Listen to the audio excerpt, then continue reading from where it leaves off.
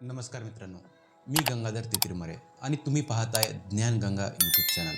मंडळी, सध्या सोशल मीडियावर एकच विषय तुफान चर्चेत आहे. देशाचे पंतप्रधान नरेंद्र मोदी यांनी एक भावनिक आवाहन केलेलं आहे. मोदी म्हणाले आहेत की देशाच्या हितासाठी नागरिकांनी पेट्रोल डिझेलचा वापर आणि सोन्याची खरेदी कमी करावी. आता हे ऐकायला साधं वाटलं असलं तरी याचे राजकीय आणि आर्थिक परिणाम खूप मोठे आहेत. यामध्ये एकीकडे मोदींनी देशभक्तीचा मुद्दा मांडलेला आहे, तर दुसरीकडे विरोधक तुटून पडलेले आहेत. रोहित पवारांनी थेट विचारले की सामान्य माणसाने काटकसर करायची, मग तुमच्या सरकारचा लवाजमा का कमी होत नाही? आणि अंजली दमानिया यांनी तर थेट घराघरातील गृहिणींचा प्रश्न उचलून धरलेला आहे. मोदींनी नक्की काय साध्य करायचं आहे? विरोधकांच्या टीकेत किती तथ्य आहे आणि तुमच्या आमच्या खिशावर याचा काय परिणाम होणार? हे सगळं सविस्तर जाणून घेऊया. व्हिडिओ शेवटपर्यंत नक्की पहा, कारण अर्धवट माहिती धोकादायक ठरू शकते. यामध्ये आधी हे समजून घेऊया की मोदी नक्की काय म्हणाले. एका सार्वजनिक कार्यक्रमात बोलताना पंतप्रधानांनी देशाच्या वाढत्या आयातीवर म्हणजे इम्पोर्टवर चिंता व्यक्त केलेली आहे. यामध्ये ते म्हणाले की आपल्याला पेट्रोल, डिझेल आणि सोनं परदेशातून विकत घ्यावं लागतं. यासाठी आपल्याला खूप प्रमाणात मोठा पैसा डॉलरच्या स्वरूपात बाहेर देशात जातो. जर प्रत्येक भारतीयाने दिवसाला थोडं तरी पेट्रोल वाचवलं किंवा सोन्याची खरेदी थोडी तरी लांबणीवर टाकली तर भारताचा परकीय चलनसाठा वाचेल आणि रुपया मजबूत होईल. यामध्ये दुसरीकडे याला अर्थशास्त्राच्या भाषेत करंट अकाउंट डिफेक्ट कमी करण्याचा प्रयत्न असे मोदींनी म्हटलेले आहे. देशभक्तीची जोड दिली म्हणजे तुम्ही पेट्रोल वाचवलं तर तुम्ही देशाची सेवा करताय, असा तो सूर यामध्ये व्यक्त होत आहे. दुसरीकडे आता मोदींनी चेंडू जनतेच्या कोर्टात टाकलेला खरा, पण विरोधकांनी तो सीमारेषेबाहेर टाकलेला आहे. सर्वात आधी मैदानात उतरले रोहित पवार. रोहित पवार काय म्हणाले? त्यांनी थेट सरकारला आरसा दाखवायला सुरुवात केलेली आहे. ते म्हणतात, पंतप्रधान साहेब, जनतेला काटकसर करायच्या सांगण्याआधीच सरकारने स्वतःच्या खर्चावर नियंत्रण मिळवलं आहे का?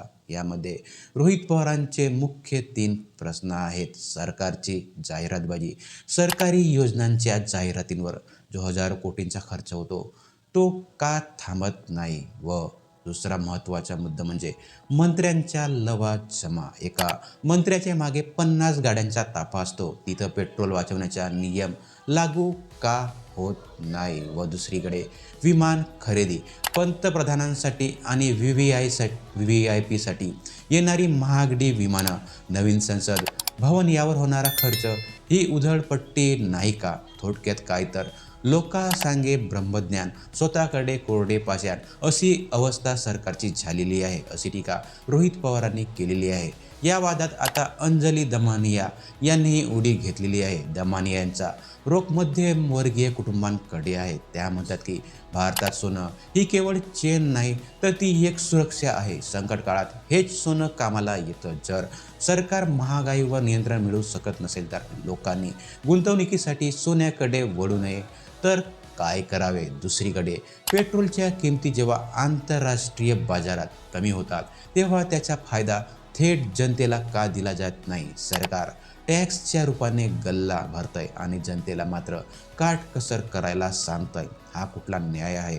असा खडा सवाल दमानिया यांनी सरकारला विचारलेला आहे. यामध्ये चला आता थोडं डोकं चालूया आणि आकडेवारी पाहूया. यामध्ये आपण सर्वात अगोदर बघूया, भारत आपल्या गरजेच्या 80 ते 85% कच्चा तेल आयात करतो. सोन्याच्या बाबतीतही आपण जगात दुसऱ्या क्रमांकाचे सर्वात मोठे ग्राहक आहोत. हे खरं आहे की या गोष्टी कमी विकत घेतलेल्या तर देशाला फायदा होईल, पण यामध्ये सर्वात महत्त्वाचा प्रश्न असा येतो की पर्यायी व्यवस्था काय आहे? जर मी पेट्रोलचा वापरणार नसेल तर सार्वजनिक वाहतूक, बसेस, मेट्रो तितकी सक्षम आहे का?